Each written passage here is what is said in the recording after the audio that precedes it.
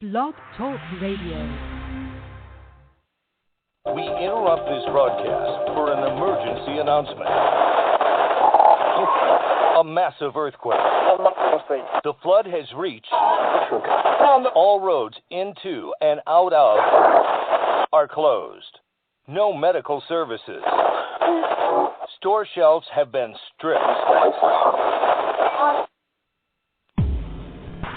What's coming? Are you ready? You are at the right place to hear the best ways to stay safe and weather the coming storm. Welcome to Power Preppers. Here is your host, Patricia Baker.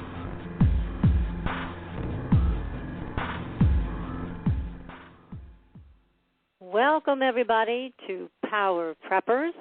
I am your host, Patricia Baker, and my mission is to help you get prepared for any emergency easily and efficiently. So get informed and get prepared. Happy to have you here with us today. And please remember to sign up for our newsletter at supernaturalgirls.com, and that way you can get all the latest show information. We also have discounts. We have discounts on organic wine, on Max Health Labs vitamins, on EnerHealth products, so be sure to check out those discounts, use those coupons, and get a break on the price. And we also have giveaways for both Power Preppers and Supernatural Girls Radio. We have books that we give away every week. So make sure you're signed up, and that way you'll be entered in the giveaways, and you can make use of those discount codes on anything you want to buy that's listed on that site. So this Saturday, I have a big announcement. We are welcoming a new host to Supernatural Girls. Our new co-host is none other than the famous Becky Andreasen. And Becky is the daughter of UFO legend and dear friend of mine, Betty Andreasen. And Becky is the heir to that incredible paranormal legacy, and I feel so honored to have her join me on the show.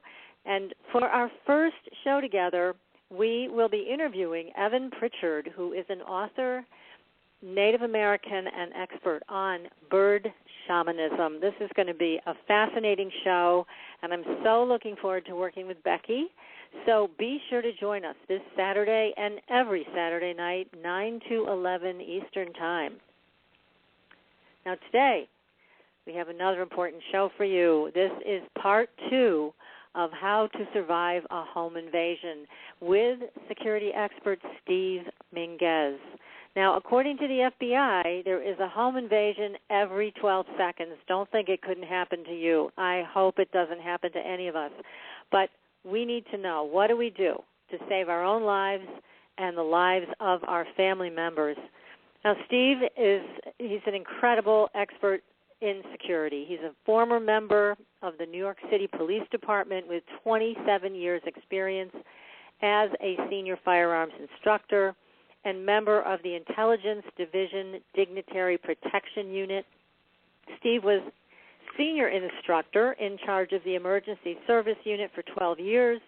He developed numerous training programs that included advanced firearms trainings, hostage rescue, dignitary protection, counter-assault team tactics, close quarter combat training, sniper training, active shooter, waterborne operations, and interagency operations.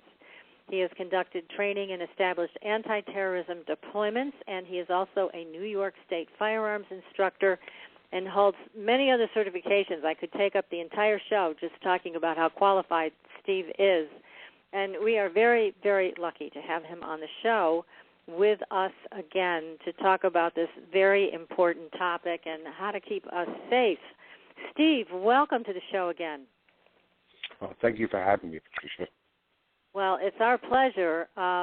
This is a very, very critical topic, and as you and I have discussed, there's a lot to it. And what we were talking about last week, I think it's important to review it a little bit. We were talking about the rings of protection, and the best thing is if they never get in the door at all, correct? Absolutely. That's the number one place to stop it. I'm sorry, you were saying? No, I'm just saying that is the place to do it. Is you want to have enough security in place to prevent this from ever happening. And you and I had discussed security gates. We had discussed proper lighting. We had discussed driveway alarms, security cameras, and all of these are good deterrents, aren't they? Absolutely. It's a matter of hopefully not letting them get in, but at the also get in to slow them down, to be able to alert yourself to an impending, an attack that's coming. As I said, the most important thing is to make sure that they never even get into the first layer, which is inside the door itself. Okay? That's right. The outer perimeter is one thing, and that's going to alert you. And most people are going to be able to walk on our grounds unless we've got, patrol security with spotlights around it, so to speak. But the main spot is at the doors. Okay? Right, and the windows, for that matter. Most of these home invasions take place with the bad guys coming right through the doors, which surprised me. I thought it would be more a window operation, but in the FBI statistics that you sent for me to review, it was like 86% or something ridiculously high like that, where that's the method of choice, is coming right through the door.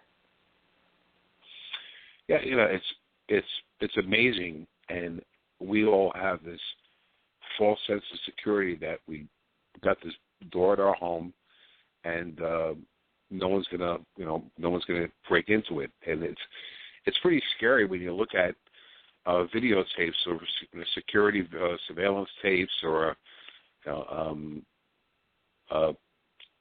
surveillance tapes of not surveillance tapes, but tapes of various security products and how easy it is and how vulnerable we are to an intruder. It's true. Without having a proper device. Yeah, that's true. And I know last week we were talking about Armor Concepts, which is on the webpage here for Power Preppers, and I do suggest everybody go watch their video, because that is a fairly inexpensive product to purchase and fairly easy to install, and it can actually prevent the bad guy from breaking down your door.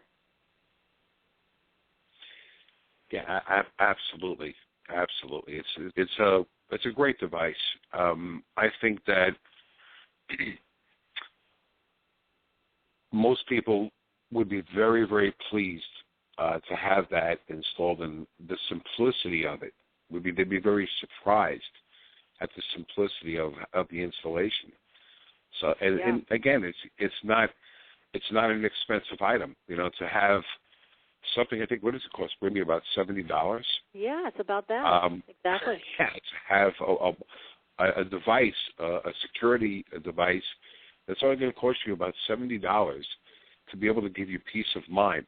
As you said, I think that folks should really look at their website, take a look at the demonstrations, and even call the company up and have a discussion with them about their product.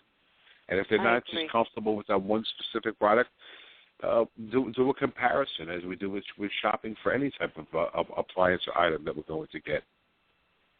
Yes, and when you and I were looking around, this is the one we found that we thought was the best, and it certainly is something that would not only put my mind at ease, but it works. So, and I know, part of this is alerting us to the fact that somebody's on the property, buying us some time, but certainly you want to dissuade that perpetrator. You want to make sure that it's going to be as difficult as you can possibly make it for them to come through that door. And Armor Concepts does help that process, so that it hopefully would dissuade them completely and they'd move on from there. Absolutely. And the other thing about Armor Concepts that I really liked was the fact that they have a device for these French doors. Do they really? Now that's interesting. Yeah. Because those seem to be very easy targets. Yeah, they really are. It's pretty scary. And, they're beautiful, but yes, they are. Yeah. But when you think about it, it just seems somebody could just walk right through it. So, yeah, it's good to know then that they have, Armor Concepts does have a device for those beautiful doors, and it can also keep you safe. So, yeah, it's, what's scary to me is these statistics. 12 seconds. Every 12 seconds a home invasion occurs. And they also say that they only catch about 12.4% of these people that do these home invasions and burglaries. So, and then to top it all off, you and I were discussing police response time, which is about 20 to 25 minutes. So that's not comforting at all. So the days of having a policeman show up in 2 to 3 minutes, I guess that's just not happening anymore. Yeah, and even 2 to 3 minutes is still a long time when you're dealing with an assailant. That's true. Yeah. That's true. We law enforcement agencies, FBI and police departments give courses in what's known as defensive tactics, and they'll put a police officer in a situation where he's literally fighting in a ring, full contact, kicking, punching, and the purpose of it is to see how long you could go physically. Mm-hmm. Okay? Until you tire out. And even for a person who's very well conditioned, they're not going to be able to hold up that long. Yes. So now you've got someone that you're wrestling on the ground with, so to speak. The clock is ticking. You're going to start getting tired. The average person doesn't have a pair of handcuffs to put the person in, and even a lot of police officers that are off duty don't even carry handcuffs, and you're going to wear out. You're going to wear out real quick, and waiting for the cavalry to arrive, it's not going to be a pleasant experience. Right, and certainly not with a good outcome. So it's, right. Again, this is why this show is so important. And, you brought up another important point, Steve, when we were talking the other day about people sharing their private information and putting it all over the Internet. What a bad idea that is. Yeah, I'm amazed at how many people put up, hey, we're leaving for the Caribbean for 2 weeks. Here, yeah, and or put up pictures of their home on the internet and all this. I bought this beautiful new car. It's amazing. It really is.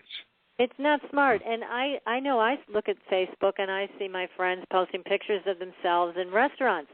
Here we are at the such and such restaurant. Well, guess what? That means you're not home, and so right. It's another thing to think about is what kinds of information are you giving out to people, and letting them know that you're not home or that you are home and this is what you're doing, so people can, perpetrators can make a plan from there pretty easily about what they're going to do. Right, and again, this all has to do with setting your line of defense up before anybody even enters your residence. Right. And those are the steps that you mentioned. It's not that they're the most important. They are on the important list. Yes. Okay. Yes. So last week we worked ourselves all the way up through the different rings of protection and the armor concepts for the door frame to protect and reinforce the door. So hopefully they'll never get in. But worst case scenario, they're in. And then we discussed the most important thing of all is that once they're in, stop them at that door. So we talked a little bit about firearms, and as I mentioned, I know some people will be uncomfortable with firearms. And then you talked about improvising weapons in the house. The kitchen has some of the best weapons, so that's important to know. And again, you were very, very wise to talk about the difference between using a gun responsibly, obviously, and having a license, having training, and knowing what to do versus having an improvised weapon. I mean, you definitely have an advantage if you have gun training and you know how to handle that weapon, right? Yeah, you do. And, again, it's, as you said, it's great, and I would like for people to be able to stop that threat at the door, but it's not always going to happen that way because of where you're positioned in the house. You could be in the shower, or several factors come into play here. But I mean, ideally, yeah, I would love to be able to stop them as soon as at entry point. Okay? Mm-hmm. The idea here is, from the opposition standpoint, is speed, surprise, and an overwhelming takeover of the people inside the house, of the residents. Okay? Right. So, for the most part, they're really not going to expect somebody to go from a defensive to an offensive. Okay? Right. They're not expecting that. Right. And when they meet offense with their offense, they're in for it. Granted, you've got to be trained. You should be aware of what you're doing. You don't even have to be at the level of a master or senior firearms instructor or somebody who's got a background in special ops to be able to defend yourself. Yeah, it's wonderful if you do have firearms and you could get yourself properly trained and make sure that you do get the proper trainers to do this, because as we know that in any business there are people out there that purport to be able to do things and they really don't have the credentials to do it. Right. But if a person is not willing to go that route with the firearm for whatever reason, if they have a personal fear of firearms, if they have children in the house and they're worried about the kids getting it, and they just can't be convinced, yeah, of course they're going to have to go to alternate methods. And as you said, I discussed improvised devices. You and I had discussed a safe room, okay, which I'm sure you're going to be getting on the topic of that shortly. That's a wonderful idea. But, the safe room, I think of it this way. The safe room is great. It's wonderful. But if you're making the exterior of your house, your whole home, the safe room, that's even better. Yes, that's a good point. So you're literally having layers of a vault, if you will. And I like that. That's how you should think about creating security for your home. Yeah.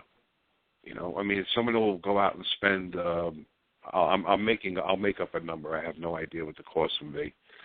$10,000 to have a safe room built. Mm-hmm. Well, they're investing the $10,000 on an inner room, where I would first invest that type of money or any of my funds on the exterior portion of my residence. And nowadays, it's not going to cost you that kind of money to harden your doors or your windows. Yes, okay? And for the doors... And the door frame itself also. So we have mentioned Armor Concepts repeatedly, which we should, because it's a great product for reinforcing the door frames. But there are also window films, which we did mention briefly in another show, to help your windows stay secure so they cannot be shattered and they can't come walking through your windows. So that's another thing that homeowners and businesses should be thinking about. And then, like you mentioned, there is the concept of the safe room. And in doing the research I've done on safe rooms, you're about right on the money side of it, at least $10,000 for something like that. And there's a lot to it.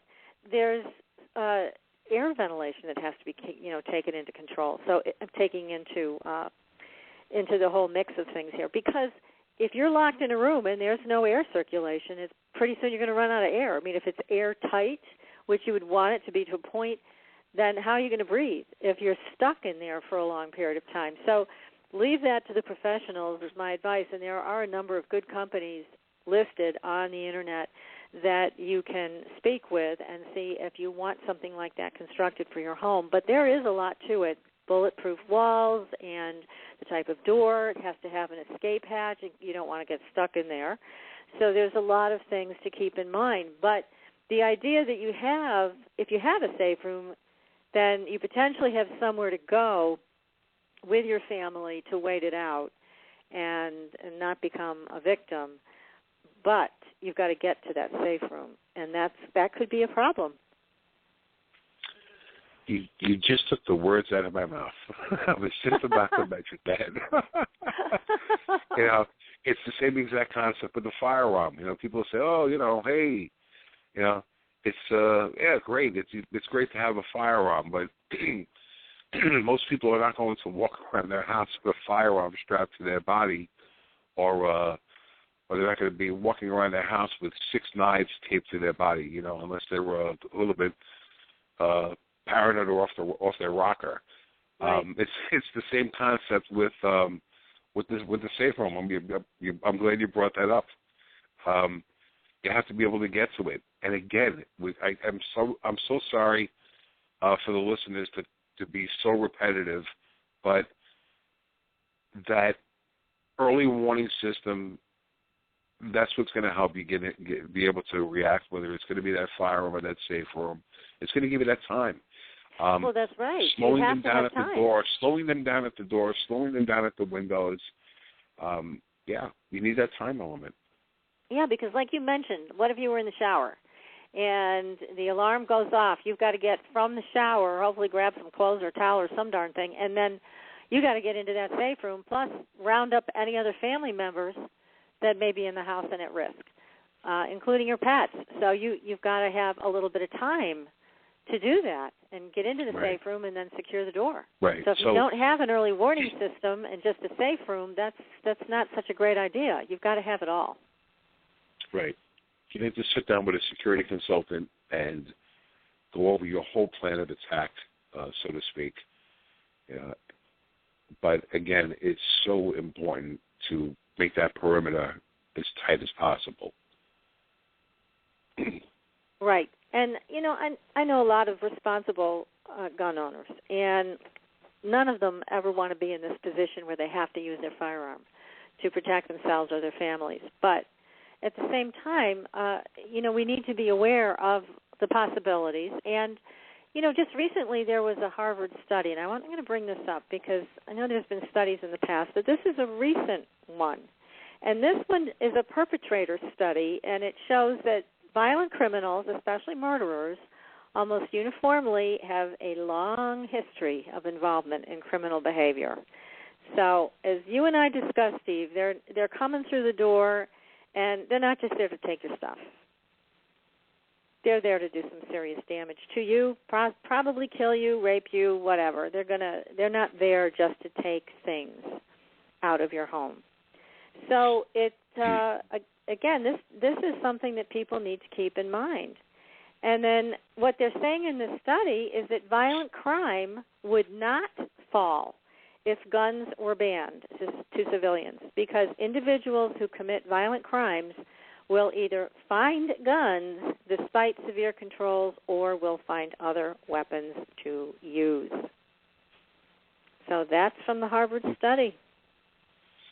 Interesting. Yes. Yes. The folks who say, listen, we're on the topic of firearms. Statistically speaking, if you have a firearm in your house, you're more likely to have it used against you or another family member. And I brought this up last week. The utilization of firearms and the safe and professional handling of them is one thing, but everyone has to make the determination within themselves, even before they purchase their firearm, if they're going to have the will to utilize it. Okay, you can stand there and use it as a menacing or / harassment device, and hopefully that the boogeyman is going to go away. Right. That's not going to happen. So you really have to ask yourself if you're the one, if you are, rather, willing to defend yourself with this device. And if not, chances are you probably will have it used against you. Okay? Yeah, there's a mindset there that once you pick it up, you can't just pick it up and wave it in the air and expect these home invaders are going to back down, because that will not happen. So you're right. Once you pick it up, you've got to be willing to use it to protect yourself and your family members from these people that have just busted down your door. So, yeah, it makes sense. And, again, the training makes sense and all of that. But, in a lot of states there are these laws that say you've got to keep your guns locked up. So let's run this scenario. These people break in through your front door. You have just finished watching the evening news, and this is what you encounter. Your gun is upstairs, locked away in your gun safe. So now your options are improvise with weapons from nearby, maybe your kitchen, or run to your safe room if you can get there in time. Or there's another option that you and I have yet to discuss, which is leaving the house entirely. Well, before we discuss even leaving the house entirely, as far as the gun safe goes, there are devices out there, Patricia, that, and the people, our listeners who are gun people, are probably screaming right now and saying, "Hey, no, it's not just a safe. There are things out there that you could use that will fall within the guise of the law," and that's why I'm mentioning it. Oh yeah, please let's talk about that.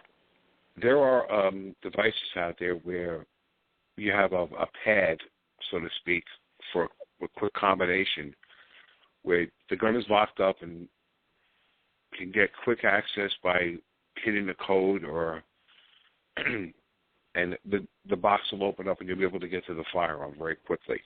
Okay, agreed. If I'm on the first floor of my home and my firearms are upstairs on the second floor, they're really not doing that much good in the home invasion. Okay? Right. It'll like you said, it'll be okay for me to have them up there when I'm going to sleep for the evening, and right. Setting my alarm up. But they've got to be somewhere nearby, So it doesn't always have to be that you're going to have this big safe, with the tumbles on it, and that's what the state or the federal law requires. So there are, like I said, there are devices out there that you can lock the firearms up, and you can get to them very, very quick. Yes, that's very helpful to know, because there are a lot of different laws throughout the states that people have to comply with, and so obviously you need to know those laws as a responsible gun owner, but you also have to find ways to make your guns accessible should you need them. Right. Sure. So let's just take this moment to do a little bit of a commercial break. And when we come back, let's talk about some other options and how people can save their lives in a dire situation like this. So everybody stay tuned. If you've got a question for Steve, you can send me an email or join our chat room and just type it in there. Or you can call 646-478-0828. Stay tuned. We'll be right back.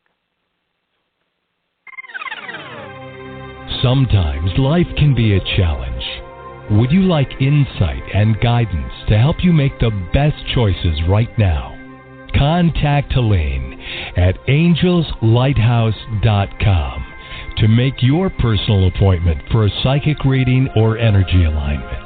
Helene is a direct channel to the angelic realm and is remarkably capable of connecting to the living as well as to your loved ones on the other side. Helene is available to clients all over the world via phone or Skype, and it's simple to set up a group reading anywhere. Visit angelslighthouse.com, where you'll find an easy way to schedule right online.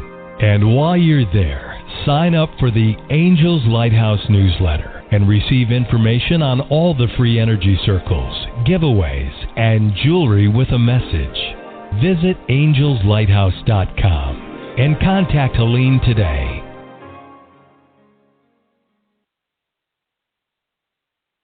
Your property tax bill. Have you seen it lately? It's frightening. Your property taxes are going up while your home value is going down. It's time to fight back and win. For the real truth about the property tax system, get attorney Pat Quintilian's book, Are You Getting Screwed on Your Property Taxes? How to Find Out and How to Fix It. Attorney Quintilian answers all your questions and gives you the facts you need to fight a property tax bill that is spiraling out of control. You'll also read about what happens to property owners who don't check their property records, only to find out too late they're taxed on square footage, fixtures, and even buildings that they don't own. Is this happening to you? Learn your rights. Buy attorney Pat Quintilian's book today. Are You Getting Screwed on Your Property Taxes? How to Find Out and How to Fix It. Available on Amazon.com.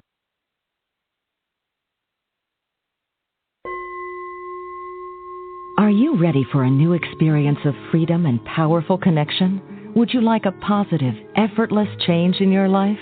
Then come to CosmicFusion.com, where we offer the most advanced energy clearing and expansion techniques in the world, with a quantum vortex energy to activate your divine blueprint and life's purpose.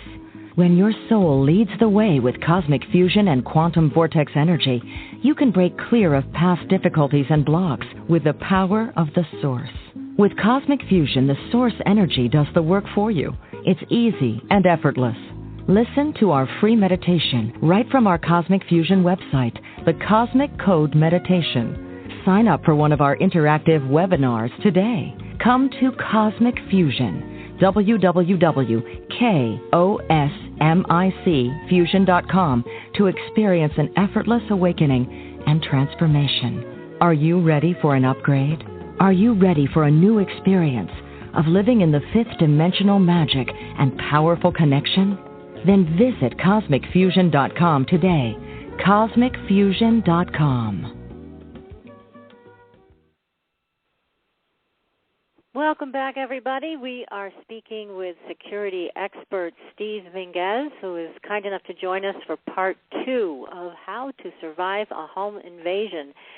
And, Steve, we were talking about firearms, responsible use of the firearms, and also I wanted to read a little quote also from the Harvard study, where they found that where firearms are the most dense in an area, violent crime rates are lowest. And where guns are least dense, violent crime rates are highest. And the Harvard study found this to be a universal truth regardless of country. So just another statistic for our audience today. And, all right, so we've got the worst-case scenario that these people have broken down the door and they're in the house, and the firearm might not be nearby or accessible, or you don't have one, and the possibility of saving your life may rely on the fact that you can get out of the house. So what do you think about that as an option? It's a clear option. You know, absolutely. And I think you were discussing this with me off the air about a situation where you have relatives inside your home, and you're maybe the only person who could get out. It's a psychological and moral decision on what you're going to do, or what you can and what you can't do. As the expression goes in law enforcement, no two situations are the same. You may be able to assist another member of the family / friend who was ever there, but you may not be able to, and that's a decision that you're going to have to make within nanoseconds. But granted, if I can get everybody out of the house and you can get the kids out and let them run, and you're going to be the last one standing, so to speak, so be it. But this discussion, this tactic, should be discussed prior with family members. So there's like a plan of action. Is that what you're saying, that everybody should know what to do? Absolutely. And it's not something that people really like to discuss. I remember police officers, and we as instructors would always tell officers to talk to each other in that radio car, discuss their tactics. And as many times as we would say it, most of them would never do that. Okay, it was something that they didn't want to talk about. It's a taboo topic, bad luck, whatever the reasons were. And you may find that resistance in a household where, you're going to sit around the kitchen table and say, look, this is really something that we have to discuss. No different than if, God forbid, there was a fire in the house and what we should do. So it's not a pleasant topic by any means, but it's really something that has to be discussed. And it's unfortunate in this day and age that we're dealing with this, but it's unfortunately, as you know, Patricia, it's a reality. Well, it is, and I just want to cite a personal example of something that happened, because I think there's a lot to be learned from it. In my life, many years ago, there was this guy who was a stalker, and he broke down the door of my house, and I was there with my boyfriend at the time on the second floor, and what happened was the alarm went off, but I made a critical mistake, and what that was is that there had been a lot of false alarms. So I had just gotten used to these false alarms, and I wasn't paying attention. I just thought, oh, geez, it's another false alarm. I didn't realize it wasn't a false alarm, that this idiot had kicked in the door and was now in my house. So because I had conditioned myself to think it's another false alarm, the next thing that happened was I turned around, and there was this bad guy standing in the doorway of the second floor. So what I did in that moment was I made a critical decision. At first, I honestly, Steve, did not know if this was the right decision to make or not. But what I did was I ran out of the house. I was able to get away. He turned his back on me. After he pushed me down, I got up, and then he turned to face my boyfriend. I ran out of the house to my next-door neighbor and called the police immediately. And of course, I'm thinking, did I do the right thing? Because left my boyfriend back in the house, but I went out and I got help. So the police luckily were there within 5 minutes. And so he ran out of the house, and luckily neither one of us was harmed. But, I had to get into therapy over this one. I was just so concerned. Did I do the wrong thing? And interestingly enough, the therapist said to me, you did exactly the right thing, because what you did was you broke the level of control this invader had over the situation. You were now a wild card. You were out of the house. Of course you were going to go get help and call the police. His whole plan was now in pieces on the floor because you had opted to, she said you made the exact right decision. And it took me a while to kind of get my mind around that, but I now understand why and how that happened, and it was the absolute best thing I could have ever done. But it taught me a big lesson, too, about the fact that you don't ever want to ignore your alarm or just think it's a false alarm. That's not a good thing to do, ever. And believe me, that I never take an alarm going off as a false alarm anymore. But it was an interesting experience that I learned a lot from. But again, leaving the house was the best thing I could have done. I didn't have a firearm at the time. Of course, that's all changed. But at the time, I didn't have a weapon handy. I had not been trained in the use of a firearm. So that option of leaving the house was really the only one I had. So when I saw the opportunity, I ran for it, and it saved both of us. So I think leaving the house, even if you are leaving someone behind, sometimes may be your only option, and it also could be your best one. Right, and again, it's a personal decision that you're going to make, and if you're as a catchphrase goes nowadays, people use this phrase of skill set. Yes. What's your background in an armed hostage situation? So most people do not have that type of background to deal with an inner incident. Yeah, they may have experience dealing with outer, but when people have been taken captive, including themselves, there's not a high percentage of people out there that have that background to be able to stay within their room and be able to help out. Well, exactly. So, and granted, leaving is a smart move in certain circumstances.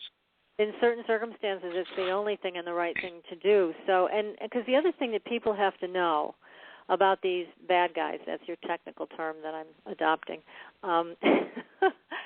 these bad guys are not to be negotiated with or trusted.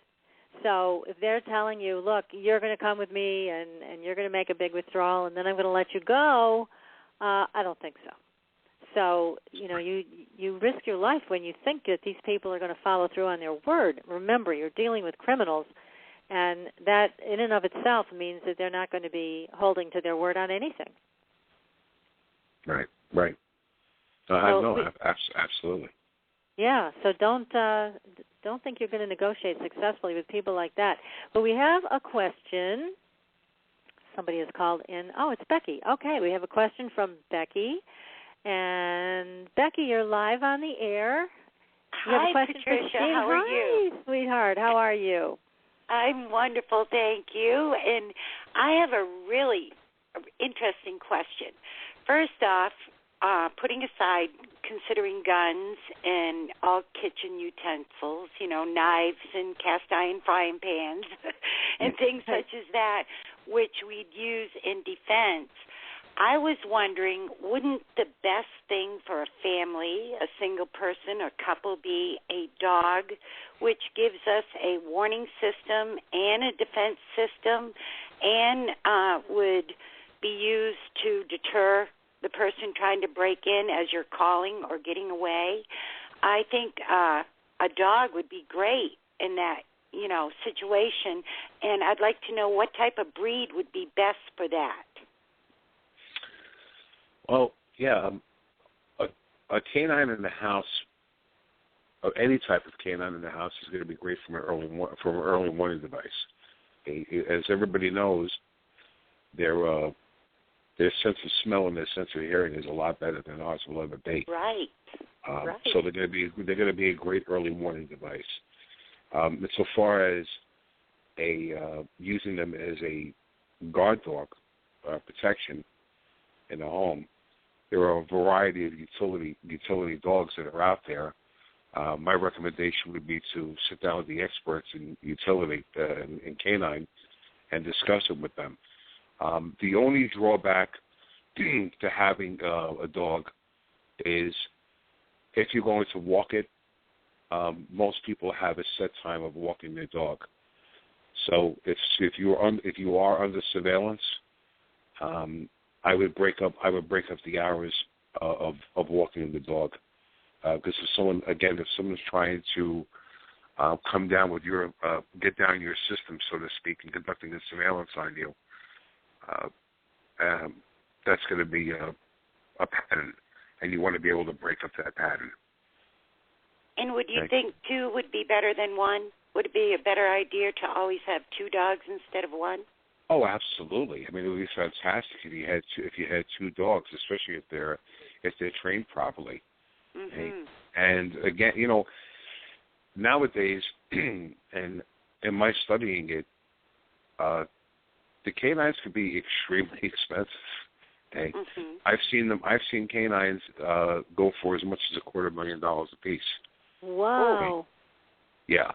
So again, I would sit down with a professional and discuss your options.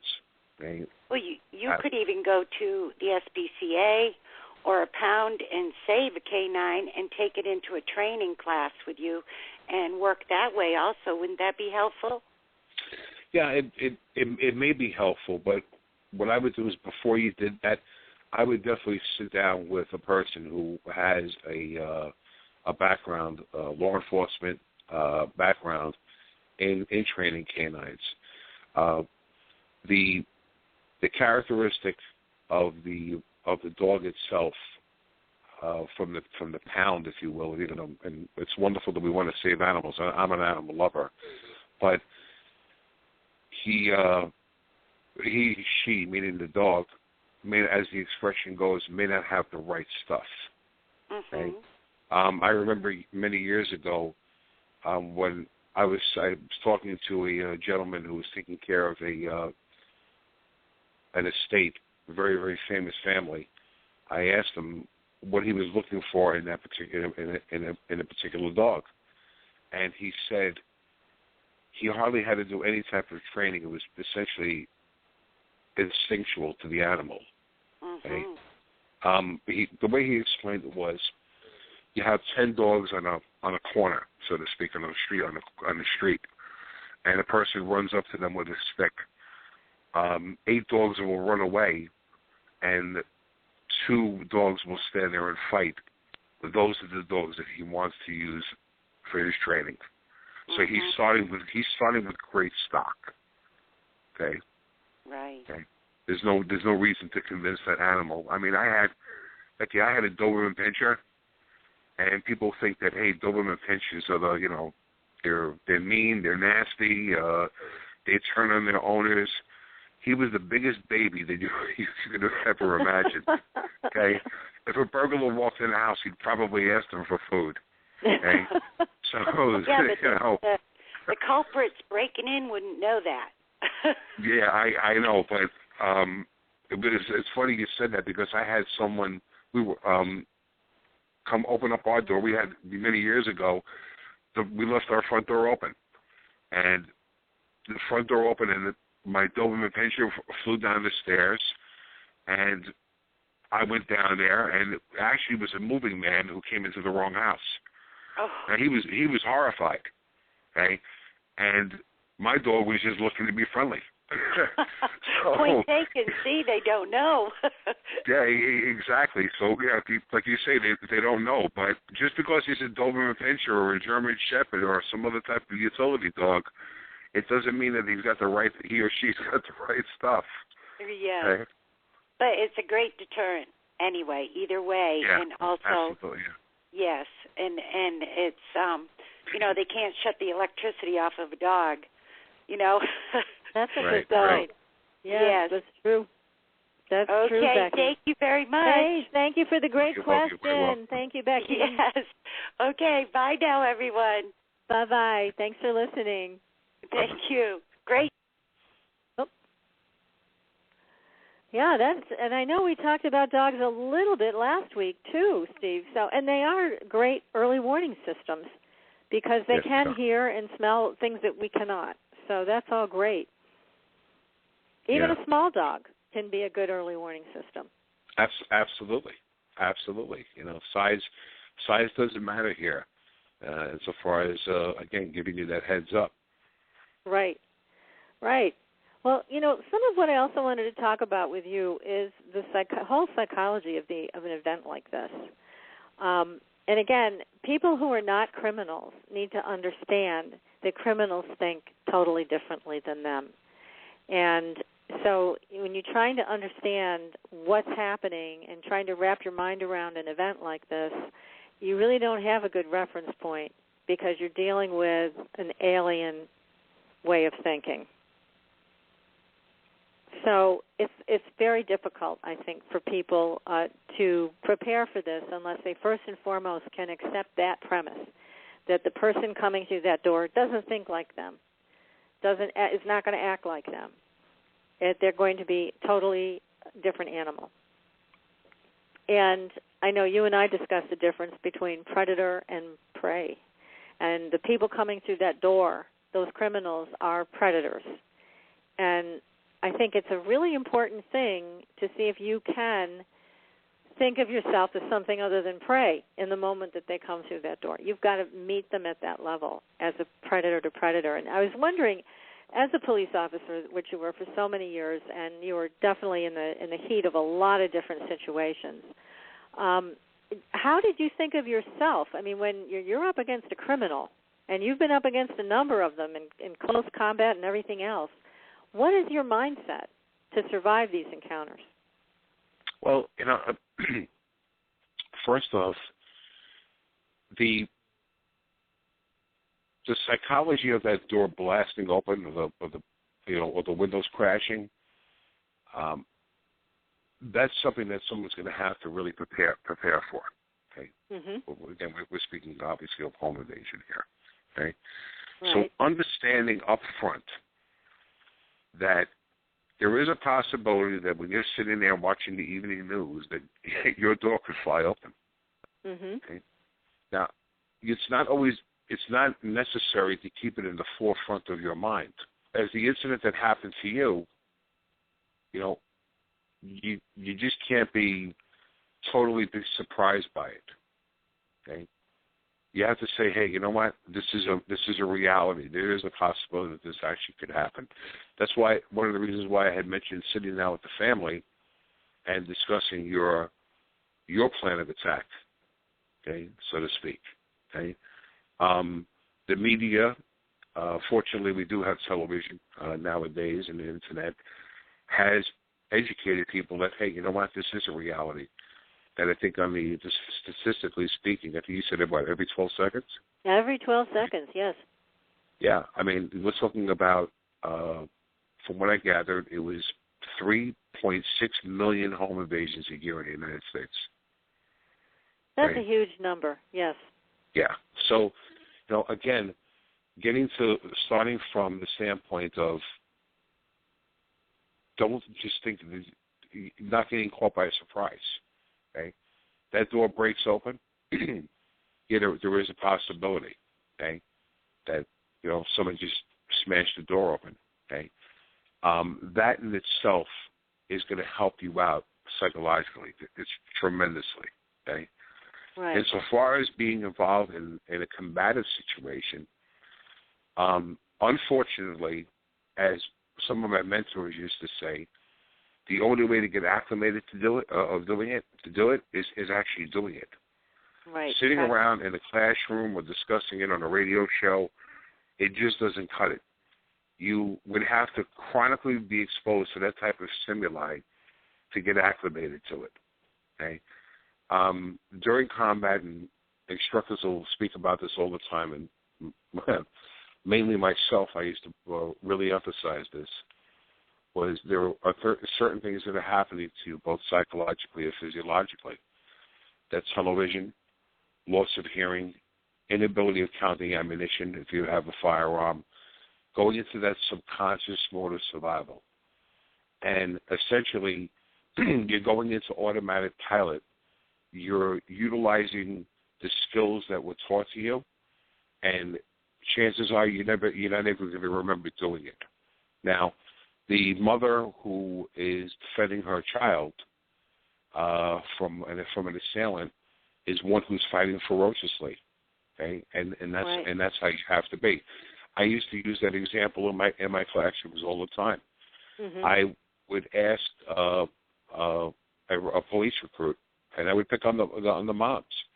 What would you do, or how would you react if somebody came into your home attacking your child? And every one of them looked me dead in the eye and said, I'll kill you. Right. And now this is law enforcement where we're supposed to say we shoot to stop, we utilize deadly physical force, imminent deadly physical force to the same level. But what I would see in their eyes is a ferociousness. Okay, of defending their child. And they could care less about legal ramification, mm-hmm. What's going to happen with the job. So going back to what you had said earlier, that's how you have to be. You literally have to meet them with an offensive strike, okay, if you can't get away. And you're going to have to fight back with everything that you've got, okay? And I think that's great advice. That's exactly what you have to do, because if you start cowering like a victim, that's how they're going to treat you, like predator to prey. And to go back to animals, and again, the question that Becky raised, and just animals in general, I mean, I've seen these remarkable videos of, like a cat, for example, chasing a larger animal a larger predator off their property. I saw a cat chasing a large fox, which should be the other way around. But what has happened is, this cat is like, hey, I'm not prey, you are. And went, hauling after this fox, and somebody caught it on video and thought it was funny, and it was, but there's also a valuable lesson in this. It's how you think of yourself, and I think that is a big psychological advantage if, God forbid, somebody comes through that door. If you think of yourself as, I'm not prey, I'm going to meet them at their level, which is predator to predator, and I will fight with everything I have to protect myself and my family, then you got a chance, even without a gun. Right. And again, you're going to have to make these decisions on what you're going to do in nanoseconds, as I said earlier. Okay, and it's not an exact science. It's not that it's like, where people learn, they think they're learning martial arts out of a book. If he throws a right hand, a roundhouse punch, I block this way. Step number one says I block this way, and then I counter with this move. It has to be where you adapt to the circumstance. Okay? And Murphy's Law comes into play. Whatever can go wrong will go wrong, and anything you ever plan to do doesn't work out that way. Right. It's not an exact science. Okay? And there will be opportunities, I think, in just about any situation to take a position that will save your life and your family members' lives. So it's being able to think clearly enough to be able to make those kinds of choices and hopefully either get out of the house, get to the safe room in time, or defend yourself with whatever you can find nearby. Right. But it is a mindset, isn't it? Yes, absolutely. Absolutely. I know you shared a story. I don't know if you can share this one on the air. You'll have to tell me. When somebody tried to rob you on the streets of New York and you turned the tables on them. Yeah, I wasn't a police officer, I'll say that much. Okay. At the time. That actually happened to me several times. Oh, my goodness. And to see their faces was pretty interesting. Their reaction, I'll say it that way. They really didn't expect it. Okay. Yeah, they expected you were just going to hand over your wallet and whatever else, your watch, etc. Yes. Yeah. Absolutely. Absolutely. And I was actually met with a knife. Okay. Where people actually pulled out knives. Okay. One time it happened to me in broad daylight when I was with a friend of mine. Hey, we were on a crowded street in Manhattan, and the guy came up and he took out a knife and he goes, "Do you have any money?" And he was kind of surprised at the way I reacted to it. But it was a complete offensive, and he actually ran away. And you didn't have to fire a shot, but he did run away. Oh yeah, they actually all did. In every situation. The last one, they just stood there like deer in the headlight, and they were shocked, and they ran away when I told them to run. And didn't they also leave all their stuff on the ground at one point? I know one group did. Yeah. Well, actually, yeah. That was amazing. I don't know why they did that though. They actually, when they had asked me for what I had, meaning my watch and my jewelry and my wallet, when I launched an offensive against them, for some crazy reason, they actually took their jewelry off and their wallets and put them on the floor and ran. So that's a complete reversal. It was really odd that they actually did that. I don't know why they did. I have no clue actually. That's so funny. Yeah. So maybe they thought they were encountering a bigger, badder criminal. Yeah, maybe. Yeah, you're right. Maybe they thought. That's a good point, Patricia. Maybe they thought that I was robbing them. I mean, here I am defending myself. Yeah. Yeah. That's great. I just love that. Who knows? We'll never know. We'll never find out why they did that. Never know, and it's probably better that way. Yeah. Fortunately for my sake, I'm okay. Yes. And yeah. Yes. Absolutely. And, you and I, we want everybody to stay safe and put those criminals where they belong. And so that's why I can't thank you enough, Steve, for coming on the show last week and especially today to again fill everybody in on all the tactics, all the techniques, all the things that you can do for your rings of security. The Armor Concepts product, which we both endorse and feel is one of the best out there to secure the door frames and keep your doors from being broken down. But there are so many things, everybody, you can do to keep yourself safe, keep your family safe, and alert yourselves to anybody who's on your property who shouldn't be. So let's stay safe, everybody. And, Steve, thank you so much. Thank you so much. Really appreciate it. You're welcome. It's my pleasure to be here. Well, that's great. And everybody, stay tuned for next week. We're going to have another great show on another completely different topic, but all under the Power Preppers heading. So check our website. Go to supernaturalgirls.com. Sign up for the newsletter, and you will be alerted to what we will be doing next. So have a beautiful day, everybody, and stay safe.